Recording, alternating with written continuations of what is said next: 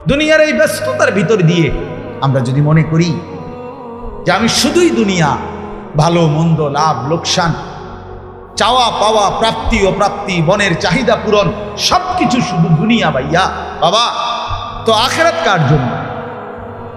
কবর কার জন্য? তাইলে নবীজি সাল্লাল্লাহু আলাইহি সাল্লাম কাকে তাইলে আখিরাত বুঝাইতে চাইছেন?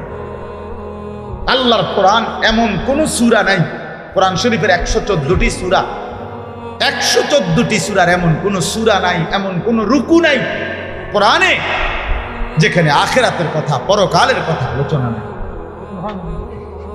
এই পরিমাণ আল্লাহ তাআলা আখিরাত, পরকাল, পুনরুত্থান, হাসরের মাঠ, এগুলো আল্লাহ তাআলা এতবার বলছেন, অস্বীকার করার, পাশ কাটার কোন সুযোগ কোরআন শরীফে আছে সূরা মুলকের মধ্যে, জাহান্নামী যখন চিৎকার করবে, জাহান্নামের ফেরেশতারা তখন বলবে, আলাম ইয়াতিকুম নাযীর, এই নাফরমান, তোমারে কি কেউ কোনোদিন জাহান্নামের ভয় দেখায় নাই? ক্বালু বালা, সে বলবে, হ্যাঁ, ক্বাদ জাআনা নাযীর, আমার কাছে বহু ভয় প্রদর্শনকারী বান্দা এসেছিল। কত ইমাম, কত খতিব, কত আলেম, কত ওয়াইজ, কত বক্তা, কত পীর, কত মাশায়েখ, কত আউলিয়া, কত বুজুর্গ চোখের পানি ফেলে ফেলে বার আমার এই জাহান্নামের কথা বলছিল, কিন্তু ফাকাদ্দাবনা, আমি মিথ্যা মনে করেছি। ওয়াকুলনা মা নাযালাল্লাহু মিন শাই, আমি আরো বলছি এগুলো আল্লাহ বলে নাই, তোমরা মোল্লারা, মুন্সিরা তোমরা বানায়া বলো। হ্যাঁ, অনেক বেত্তমিজ লোক আছে, ও এত না, হুজুররা যত কয় এত না, না আমরা জানে, আমরা আগেও একবার ফিরে খাইয়া আইছে, আমরা একবার ঘুরে আইছে হাসরের মাঠ, আমরা জানে যত কয় এত না। ও কইতে লাগলে সবাই কয়, বাড়াইয়ে কয়, মাইক পাইলে কে না কয়। এই সমস্ত বিদ্রুপ আলেমদের কথাকে আপনি অবজ্ঞা করিলেন। আসলে তো আলেমদের কথা না, কথা যদি হুজুরের কথা হইতো তাইলে না হয় আপনি ফেলে দিতেন, কিন্তু জবানে না হুজুরের কথা, তো সরাসরি আল্লাহ কথা, তো রাসূলুল্লাহর, আল্লাহর, সে কথা প্রত্যাখ্যান করলেন। আপনি আমার কথা, আমার ব্যক্তিগত যদি কথা হয় সেটা ফেলে দেন, কথা বোঝেন নাই। কিন্তু উলামায়ে কেরাম আপনাদেরকে নসিহতের মাধ্যমে নিজের ব্যক্তিগত হুজুরদের কথা বলে না, কথা বলেন না কেন? কার কথা বলে? আল্লাহর কথা বলে, রাসূলুল্লাহ সাল্লাল্লাহু আলাইহি সাল্লামের কথা বলে, তো সেটা বাদ দিলেন কেন? সেটা বাদ দিলেন। আমার ব্যক্তিগত কথা তো আপনাদের ধরতে বলি নাই, আমার ব্যক্তিগত কথা বলি, আপনারা দেখি গ্রহণ করেন কিনা বলেন। মনে করেন আমি কুমিল্লা ক্যান্টনমেন্ট থাকি, ময়নামতি সাহেবের বাজার, আমার মাদ্রাসা বাসা ওইখানে। তো আমি কুমিল্লা ক্যান্টনমেন্টে একটা বড় টাওয়ার আছে, গুমতি টাওয়ার, এই গুমতি টাওয়ারের নিচে আন্ডারগ্রাউন্ডে মুদি দোকান এবং তরি তরকারির দোকান। আমি প্রত্যেক দিন ওইখানে তরি তরকারি এবং মুদি যত মাল, এই যে পেঁয়াজ, রসুন, আদা, তেল এগুলো এবং মাছ তরকারি, এগুলো ওই গুমতি টাওয়ার থেকেই সবসময় কিনি। আপনারাও সবাই নিয়ত করেন, ইনশাআল্লাহ এখন থেকে সবাই কুমিল্লা ক্যান্টনমেন্ট গুমতি টাওয়ার থেকেই তরকারি এবং চাল, ডাল, তেল কিনবেন, বলেন ইনশাআল্লাহ। কথা বলেন না তো, তা আপনি কি বলবেন? কি হুজুর আপনি পাগল হলেন? আমি কিনতাম, আমার আমনের ক্যান্টনমেন্ট আমি কিনতাম কেন? আমাকে দেশে কি মাছ তরকারির অভাব পড়ছে নি? ঠিক কিনা বলেন না কেন? তাহলে এইটা না আমার ব্যক্তিগত কথা, কথাটা আমার বুঝছেন, এইটারে তো আপনারা মানতে কই নাই। আমি তো বলি না আপনারা যে আপনি আমার লগে গিয়ে বাজার করেন। তাহলে আপনি যে বললেন হুজুর এরকম কয়, হুজুরার সব কথা ধরলে চলন যাইতো না বর্তমান জমানায়। আপনারা তো আমার একটা কথাও ধরতে বলি নাই, আপনাকে বলছি আল্লাহর কথা না। আপনাকে তো বলেছি ভাইয়া রাসূলুল্লাহ সাল্লাল্লাহু আলাইহি ওয়াসাল্লামের কথা ধরতেন। আল্লাহর কথা ফিরায় দেয় কেমনে? নবীর কথা ফিরায় দেয়। বলেন বাবা, মেহেরবানি করে এই জন্য বুঝতে শিখেন, বুঝতে শিখেন। তিনটা জিনিস আমাদের মধ্যে লাজেম থাকা চাই। এক হলো তাওহীদ, দুই হলো রিসালাত, তিন হলো আখিরাত। এই তিন জিনিস ভুলে গেলে মুসলমান হয় না। তাওহীদ ভুলে গেলে, অর্থাৎ লা ইলাহা ইল্লাল্লাহ, জীবনের সব ব্যাপারে সব বিষয়ে যা কিছু হচ্ছে আমার জীবনের এই সারা পৃথিবীর কায়নাতের সমস্ত নড়া চড়া প্রত্যেকটা বিন্দু বিসর্গ করছেন শুধুই একজন, তিনি আল্লাহ। তিনি কে? লা ইলাহা ইল্লাল্লাহ, আল্লাহ ছাড়া আর কোনো ইলাহ নাই, দেনেওয়ালা আর কেউ নাই, পালনেওয়ালা আর কেউ নাই। এটা তাওহীদ। আর শাজিমের উপর থেকে সাততবক জমিনের নিচ পর্যন্ত যেটা যেমনে যেভাবে আছে সেটা একজনই পরিচালনা করছেন, তিনি আল্লাহ। এই কথা যত দিলের মধ্যে বসাইতে হবে। 2 নাম্বার রিসালাত। রিসালাত মানে হলো মুহাম্মাদুর রাসূলুল্লাহ সাল্লাল্লাহু আলাইহি সাল্লাম, এই কথা গ্রহণ করা। এই কথা আবার গ্রহণ করার কি? এই কথা গ্রহণ করা হইল মুহাম্মদ আল্লাহর রাসূল, আল্লাহ আমার জন্য উনাকে পাঠাইছেন, অতএব আমার জীবনের হাসি কান্না আনন্দ বেদনা, রাত দিন, ঘর সংসার, বাজার ব্যবসা, আয় রোজগার, স্ত্রী পুত্র পরিজন, কদম কদম, বিন্দু বিন্দু, নিঃশ্বাস নিঃশ্বাস আমি অনুসরণ করব একজনকে, তিনি মুহাম্মাদুর রাসূলুল্লাহ সাল্লাল্লাহু আলাইহি ওয়াসাল্লাম। এটারে বলে রিসালাত। এটাকেই বলে নবী সাল্লাল্লাহু আলাইহি সাল্লামকে চেনা, এটাকেই বলে নবী সাল্লাল্লাহু আলাইহি সাল্লামকে ভালোবাসা, এটাকেই বলে নবী সাল্লাল্লাহু আলাইহি সাল্লামকে অনুসরণ। আমার ভাইয়া, আল্লাহর দোয়াই আপনি আপনার জায়গাতেই থাকেন, আপনি আপনার তরিকাতেই থাকেন, আপনি আপনার পীরের কাছেই থাকেন, যে যেখানে আছেন থাকেন, কোনো অসুবিধা নাই। শুধু নিজেরে ধোঁকা দিয়েন না, ধোঁকা খাইয়েনও না, কাউরে ধোঁকা দিয়েনও না। আল্লাহ রসুল বলছে আল মুমিনু লা ইয়াখদাউ ওয়ালা ইউখদাউ। খেয়াল করে শুনেন এই কথাটা। মুমিন, নবীজি বলছে, কোন ইমানদার কাউকে ধোঁকা দেয় না। খোদার কসম নবী বলছে ইমানদার ধোঁকা খায়ও না। লা ইয়াখদাউ অর্থ সে ধোঁকা দেয় না, ওয়ালা ইউখদাউ অর্থ নিজেও ধোঁকা খায় না।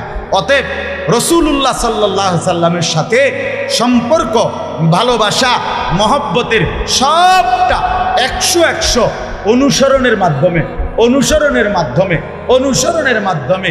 চেহারায় যার দাড়ি নাই সে রাসূলকে ভালোবাসে না, ঘরে যার স্ত্রী বেপর্দা সে রাসূলকে ভালোবাসে না, উপার্জনের মধ্যে যার হালাল নাই সে রাসূলকে ভালোবাসে না, জীবনে যার সুন্নত তরিকার অনুসরণ নাই সে আল্লাহর রাসূলকে কশিন কালেও ভালোবাসে না। ভালোবাসে বললে এটা ভালোবাসার নামে ধোঁকা, মিথ্যাবাদিতা ছাড়া আর কিচ্ছু। হাসরের ময়দানে মার খাইয়েন না, ধরা খাইয়েন না। কথা বুঝছেন না? এখানে কাজ জোর দেখাইয়া হয়তো আমনে চিৎকার দিয়া, হুঙ্কার দিয়া, এই কইয়া সেই কইয়া, খাইয়া দাইয়া, বিরানিয়ে খিচুড়িয়ে মিল্লা পার হইয়া গেলেন আর কি। কিন্তু কবর আখেরাত এত সুঝাল। আখেরাত হাসরের মাঠ মামুর বাড়ি না, হাসরের মাঠ নানার বাড়ি না, আমনের চাচার শ্বশুর বাড়ি না। হাসরের মাঠ সেই মাঠ ১৬ লক্ষ আম্বিয়া, আদম থেকে মুহাম্মদ সাল্লাল্লাহু আলাইহি সাল্লাম পর্যন্ত সমস্ত নবী রাসূল যে মাঠের ভয়ে আল্লাহর কাছে দিবানিশি কাঁদছেন, সেই মাঠের নাম হাসরের মাঠ। সব নবী আল্লাহর কাছে হাসরের মাঠের ব্যাপারে দোয়া করছে। আমাদের নবী সাল্লাল্লাহু আলাইহি সাল্লাম পর্যন্ত যার কোনো গুনাহ নাই, যিনি নিষ্পাপ, সেই নবীজি পর্যন্ত 5 ওয়াক্ত নামাজের পরে সব আলেমদেরকে জিজ্ঞাসা করেন, নবীজি নিয়মিত 5 ওয়াক্ত নামাজের পরে দোয়া করতেন, আল্লাহুম্মা হাসিবনি হিসাবান ইয়াসীরা। আল্লাহ, হাসরের মাঠে আমার ভয় লাগে, আমি মুহাম্মদের, আপনার বন্ধুর হাসরের মাঠের হিসাব সহজ করে দিন। নিজের ব্যাপারে বলছে। এই জন্য বাপ রাগ হইয়েন না। 1 নম্বর তাওহীদ, কলিজার ভিতরে ঈমান মজবুত করতে হবে। 2 নম্বরে রিসালাত, জিন্দেগীর মধ্যে রাসূলুল্লাহ সাল্লাল্লাহু আলাইহি সাল্লামের অনুসরণ নিশ্চিত করতে হবে। নিশ্চিত করতে হবে। কেন মিসওয়াক করেন না? আপনি জানেন নবীজি মিসওয়াক করতেন, এই জন্য করেন। কেন দস্তরখান বিছায়া খানা খান না। আপনি জানেন, শুনছেন যে নবীজি সাল্লাল্লাহু আলাইহি সাল্লাম দস্তরখান বিছাইয়া সমান জায়গায় খানা খাইতেন। এই জন্য আপনি ইচ্ছা করে এটা বিচার না, কারণ আপনার কলিজার ভিতরে সিদ্ধান্ত আমি মুহাম্মদুর রাসূলুল্লাহ সাল্লাল্লাহু আলাইহি সাল্লামের বিরোধিতা করি। কেন আপনি দাড়ি কাটেন? কারণ আপনি শুনছেন নবীজি দাড়ি লম্বা করতে বলছে, এই জন্য আপনি এটা বুঝাইলেন। রাসূলুল্লাহ সাল্লাল্লাহু আলাইহি সাল্লাম আপনি কইছেন আচ্ছা আমরে দেখাম, আপনি জানেন। হ্যাঁ হ্যাঁ, আপনার বাম পাও দিয়ে ঢুকতে বাথরুমে টয়লেটে মনে থাকে না। কেন মনে থাকে না? আপনি জানেন না এটা নবীজি বলছে। কথা বলেন না, নাকি ওই কওমি মাদ্রাসার হুজুররা কইছে?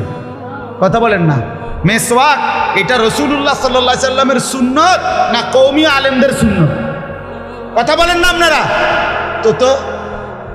তো এটা করেন না কেন? কারে ওয়াহাবি বলেন? কারে গালি দেন? কেন গালি দেন? কি বুঝে গালি দিলেন?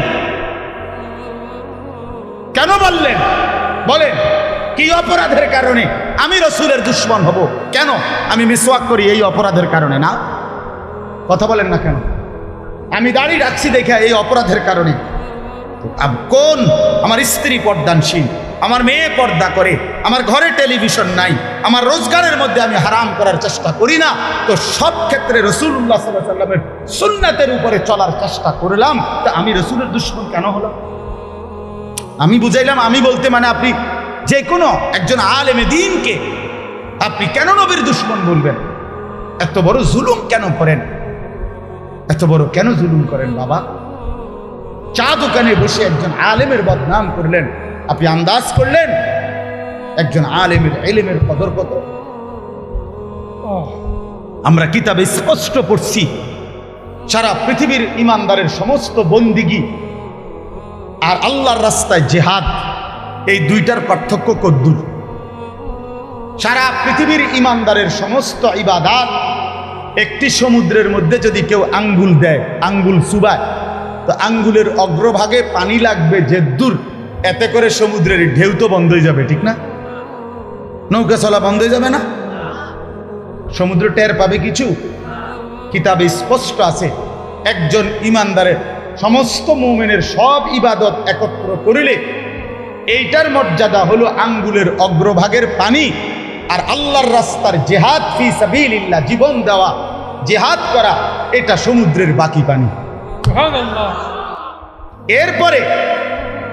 এরপরে লিখছে যে সমস্ত ইবাদত এবং আল্লাহর রাস্তার যুদ্ধ, এইটাও এবার একসাথে করেন। এই সবটা এবার ইবাদত এমনকি জিহাদ সব আঙ্গুলের অগ্রভাগের পানি। খোদার কসম, আল্লাহর কসম, এলেম, কোরআন সুন্নাহর এলেম, এইটা সমুদ্রের বাকি। বিশ্বাস করে এবার বলেন এক আলেমে দ্বীনের কদর কত? আপনি কারে টিটকারি করলেন? কারে? ওটা আপনার মসজিদের ইমাম ৬০০০ টাকা বেতন দিয়ে কেমন চোখে লাগছে না? বেটার বেতন কম। হ্যাঁ, বেটার বেতন কম তো আপনি না কম দিচ্ছেন, উনি নি কম নির্ধারণ করছেন, আপনি না তারে মূল্যায়ন করেন না। কথা বলেন না কেন? আমাদের সমস্ত একটা স্পষ্ট কথা খেয়াল করেন, যদি এক সমস্ত মুসলমানের টার্গেট হইতো যে আমি প্রত্যেক বিষয়ে আল্লাহর কোরআন রসুলের সুন্নাত মোতাবেক চলবো, তাইলে এই পৃথিবীতে মসজিদের ইমামের চাইতে ব্যস্ত জিন্দিগি আর কেউ পালন করার কথা ছিল। কেন? ওই মহল্লার সমস্ত মানুষের ঈমান, ইসলাম, আখিরাতের সমস্ত দিক নির্দেশনা সারাক্ষণ উনাকে দিতে হইতো, তখন উনার কদরও হইতো অনেক, তখন উনার বেতনও হইতো অনেক, উনার হাদিয়াও হইতো অনেক। কিন্তু আমাদের কলিজার ভিতরে আখিরাত লাগে না মনে হইছে, কোরআন তিলাওয়াত লাগে না, রাসূলের সুন্নাত লাগে না, মেয়ের বিয়েটার মধ্যে নবীর সুন্নাত কি এটা জানার দরকার নাই, ছেলের বিয়েটার মধ্যে নবীর সুন্নাত কি এটা জানার দরকার নাই। ওই হদ্দার মাতব্বর মিল্লা তারা ঠিক করছে বিয়েটার মধ্যে চেয়ার হইব ২০০, টেবিল হইব মোট ৩০টা, গেট হইব একটা ৭০,০০০ টাকা দামের গেট, হাইয়েস্ট গাড়ি যাব ৬০টা, প্রত্যেকটার মধ্যে বেড়া বেড়ি মিল্লা বইব ১৪ জন, হয়তো ৫টার মধ্যে ৫, ১৪, ৭০ জন।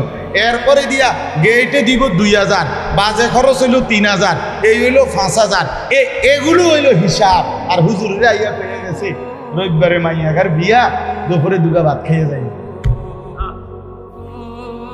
বুঝেন নাই? কিন্তু যদি সে জানতো যে রাসূলুল্লাহ সাল্লাল্লাহু আলাইহি সাল্লামের 4টা মেয়ে নবী বিয়ে দিছেন, আমি সেভাবে রাসূলের মেয়ে যেভাবে বিয়ে দিছেন আমি আমার কন্যাকে সেভাবে বিয়ে দেব, তাইলে তো ইমাম সাহেবের কাছে উনি আগে আসতো। ঠিক কিনা বলে? আলেমের কাছেই আগে আসতো। কিন্তু ওই যে ওনার তো এটা দরকার নেই। কি আপনার বাড়িতে 3 দিন ধরে ডেক সেট বাজে, হ্যাঁ আসলে কিতা করবো, শরম দিয়ে না, ফুলাইনে আউশ করছে, ফুলাইনে শখ করছে। হায় আল্লাহ, হায় মুসলমান, এইভাবে রাসূলুল্লাহ সাল্লাল্লাহু আলাইহি সাল্লামের হুকুমকে, সুন্নাতকে গলা টিপে হত্যা করলেন। নবীজি নিজে বলছে না, আপনারা কতবার শুনছেন, নবীজি বলছে বিয়ে আমি রাসূলের সুন্নাত, বলছে কিনা বলেন? আবার বলেন বলছে কিনা? তাহলে যার সুন্নাত তার মতো হইতে হবে না? তো রাসূলুল্লাহ সাল্লাল্লাহু আলাইহি সাল্লামের সুন্নাত বিয়ে, তো বিয়ে নবীজি সাল্লাল্লাহু আলাইহি সাল্লাম বিয়ের মধ্যে গায়ে হলুদ, ডেক সেট, এই লম্বা গেট আর গাড়ির মধ্যে ফুল, এই সব। আমি অনেক সময় অনেকের জিজ্ঞাসা করছি যে ভাই বিয়ে কার, বিয়ে কার হয়েছে ওনার? আমি কই এই ফুল দিয়ে লাগাইছেন গাড়ি, বিয়ে তো প্রাইভেট কারে করানো হয়েছে। বেকুব যদি পুরা তার সিরা হয়, এই মাতাল হওয়ার কারণে একমাত্র তার সিরা দেখা প্রাইভেট কারের মধ্যে কি লাগাইছে। কিরে বেটা বিয়ে হইলো এতে ফুল লাগাইলো কোথায়? প্রাইভেট কারে। পাগল কারে কয়? এই পাগলের বাতরান দেখে বলেন আপনারা, চাচা আপনারা বলেন, এটা বিবেক নিয়ে কথা। কি বিয়ে করে এতে ফুল লাগায় প্রাইভেট কারের? বলদ নিয়ম নেই, এর থেকে বড় বলদ আর কি। আস্তাগফিরুল্লাহ, কি পরিমাণ বোকা আমরা। 10,000 টাকা কোথায় লাগাইলেন? 10,000 টাকা এই ফুলগুলো লাগাইতে গিয়ে 5,000 টাকা, 7,000 টাকা, 10,000 টাকা কোথায় দিলেন? 10,000 টাকা পেলে একজন এতিম সন্তান 1 বছর পড়ালেখা করতে পারে। 10,000 টাকা পেলে একজন বিধবা নারী হয়তো তার 2 মাসের চাল ডাল কিনতে পারে। আর আপনি বিয়ের গাড়িটা সাজায় নিয়ে গেলেন, মেয়ের বাড়িতে দাঁড়াইতে দেরি, ফাওড়া দিতে দেরি, গাড়িটা থামতে দেরি, ছেলেগুলোরে নামাইলে জামাইরে নামাই নিতে নিতে পরবর্তী সর্বোচ্চ 5টা মিনিটের ভিতরে আইসা দেখবেন একটা ফুলও গাড়িতে নেই। এত বড় বেউকুফ যেটা আমার 5টা মিনিট টিকলো না, আমি কার জন্য সাজাই? কার জন্য সাজাই? এই জন্য বাবা 1 নাম্বার বললাম আল্লাহর প্রতি তাওহীদ, আর 2 নাম্বার হলো পুরা জিন্দেগি রাসূলুল্লাহ সাল্লাল্লাহু আলাইহি সাল্লামকে অনুসরণ করা। 3 নাম্বার হলো আখিরাত। সবকিছুর ক্ষেত্রে ফিকির করবেন। আপনি আমি সবাই মৃত্যুর মাধ্যমে আখিরাতের দিকে যেতে হবে। কিসের দিকে? হ্যাঁ, মৃত্যু মানে শেষ না, মৃত্যু মানে সমাপ্তি না, মৃত্যু মানে শেষ না বাবা। মৃত্যু মানে আখিরাত, পরকালের জিন্দেগি, পরবর্তী অধ্যায়, নতুন অধ্যায়ের শুরু, নতুন অধ্যায়ের শুরু। এই জন্য আখিরাতকে ভুললে জীবনের কোনো অর্থ থাকে না। আখিরাতকে ভুললে মানুষ আর মানুষ থাকে না। বিশ্বাস করেন, পরকালের অনুভূতি যার নাই, কবরের অনুভূতি যার নাই, হাসরের ময়দানের বিবেক যার নাই, আল্লাহর কসম ওই ব্যক্তির জীবনের কোনো নিয়ন্ত্রণ নাই। সে যা ইচ্ছা তাই করে, জন্তু জানোয়ার যা করে। সমস্ত মানুষ যারা অপরাধ থেকে বেঁচে থাকে এবং পুণ্যকর্ম উত্তম কাজে লেগে থাকে, তার একটা মূল ফিকির তার কলিজার ভিতরে এটা আছে, আমি গুনাহ থেকে বাঁচতে হবে, আমি নেক কাজ করতে হবে। কেন? আমাকে আখিরাতে যেতে হবে। কথা বলেন না কেন? যে গুনাহ থেকে বাঁচে, কেন বাঁচে? আখিরাত আছে। যে নেক কাজ করে, কেন করে? আখিরাত, আখিরাত আছে, আখিরাত আছে। এই জন্য এই 3 জিনিস শেখা দরকার, কলিজার মধ্যে আনা দরকার। তাওহীদ, রিসালাত, আখিরাত। বলেন কি? তাওহীদ মানে লা ইলাহা ইল্লাল্লাহ বলেন। রিসালাত মানে মুহাম্মাদুর রাসূলুল্লাহ, আর আখিরাত মানে পরকাল। এখন আসেন শেষ অংশে। আখিরাতের এই পুরা আখিরাতের পরকালের জিন্দেগিটার উদ্বোধন শুরু মৃত্যু, মৃত্যুর মাধ্যমেই শুরু হয়। এই আমি শুধু যে আয়াতটুকু পড়ছি আপনাদেরকে শুধু তর্জমা শুনাই। আল্লাহ তাআলা বলেন, দুনিয়ার জীবনে এই অল্প একটু আর দুনিয়ার জীবনে যেই মানুষটা আল্লাহর নাফরমানি, অবাধ্যতা, রাসূলের বিরোধিতা, কোরআন সুন্নাহর বিরোধিতা, আল্লাহর হুকুমের বিরোধিতা করে কাফের, মুশরিক, বেঈমান, নাফরমান, পাপী হয়ে জিন্দেগিটা কাটাইছে, আল্লাহ তাআলা বলেন তার আখিরাত যে কঠিন হবে এটার প্রথম প্রমাণ হলো তার মৃত্যুর মুখে গিয়া আজরাইল মালাকুল মউত যখন আসবে, আল্লাহর কসম আল্লাহ বলেন তার মৃত্যুর যন্ত্রণাটা হবে অত্যন্ত ভয়ানক। এটা দিয়েই শুরু হবে। সে মালাকুল মউত আজরাইলকে দেখেই আর তার রুহু কবচ দেখেই সে বুঝে ফেলবে তার পরবর্তী স্টেজ বড় বিপজ্জনক, তার সামনের জিন্দেগি বড় বিপজ্জনক। আল্লাহ তাআলা বলেন সমস্ত নাফরমান ব্যক্তির জান কবজের মুহূর্তটা খুব বেশি যন্ত্রণাদায়ক, খুব বেশি যন্ত্রণাদায়ক, খুব বেশি। এই যন্ত্রণার সিস্টেম হইল, নবীজি বলছেন প্রত্যেক নাফরমান পাপী, হাদিসের মধ্যে আছে নেককার ব্যক্তি ফেরেশতা আজরাইল অত্যন্ত সুন্দর আকৃতিতে নেককার ব্যক্তির কাছে আইসা তার রুহু কবজের সময় বলবে, হে পবিত্র আত্মা, আল্লাহর সন্তুষ্টি নিয়ে তুমি বের হয়ে আসো। আল্লাহ রাসূল সাল্লাল্লাহু আলাইহি সাল্লাম বলেন কোন পাত্র থেকে পানি যেভাবে ঢেলে দেয় এটা যেরকম আরামসে পড়ে যায়, বের হয়, আল্লাহর কসম নবীজি বলেন নেককার ব্যক্তির রুহুটা মালাকুল মউত আজরাইলের হাতে এরকম আরামসে চলে আসে। আর আল্লাহর নবী সাল্লাল্লাহু আলাইহি সাল্লাম বলেন কোন নাফরমান পাপী এক নম্বরে তার মৃত্যুর সময় প্রথম হইল ফেরেশতা মালাকুল মউত আজরাইল অত্যন্ত নিকৃষ্ট, বিভৎস, কুৎসিত চেহারা নিয়ে তার সামনে দাঁড়ানো। আমার কাছে আরবি কিতাব আছে, ইমাম কুরতুবির কিতাব আত-তাযকিরা, এই কিতাবের মধ্যে আছে ইব্রাহিম আলাইহিস সালাম একবার আজরাইলকে বলছিল, আজরাইল কোন নাফরমান পাপী ব্যক্তির যে সময় জান কবজ করো তখন তুমি যেই চেহারা নিয়ে তার সামনে দাঁড়াও ওইটা আমার একটু দেখাও। কিতাবে আছে আজরাইল বলছে ইব্রাহিম আলাইহিস সালামকে যে আল্লাহর কসম আপনি সহ্য করতে পারতেন না। ইব্রাহিম আলাইহিস সালাম বলেন না, তুমি আমারে দেখাও, আমি দেখুন। তো আজরাইল ওই আকৃতিটা ধারণ করছে। কোন পাপীর রুহু কবজের সময় উনি যেই চেহারা ধরে অত্যন্ত নিকৃষ্ট, কুৎসিত চেহারা। তো কিতাবে স্পষ্ট আছে, ইমাম কুরতুবী বলেন ইব্রাহিম আলাইহিস সালাম চিৎকার দিয়া বেহুশ হয়ে গেছে। লম্বা সময় পরে হুঁশ আসার পরে উনি চোখের পানি ফেলে আল্লাহকে বলছে, আল্লাহ তোমার কোন নাফরমান বান্দা পরবর্তীতে কবরের আযাব, হাসরের আযাব, জাহান্নামের আযাব আর কিছুই লাগবে না, শুধু কেবল আজরাইলের এই বিভৎস চেহারা যদি একবার দেখে তার 60 বছরের নাফরমানির শাস্তির জন্য এটাই যথেষ্ট।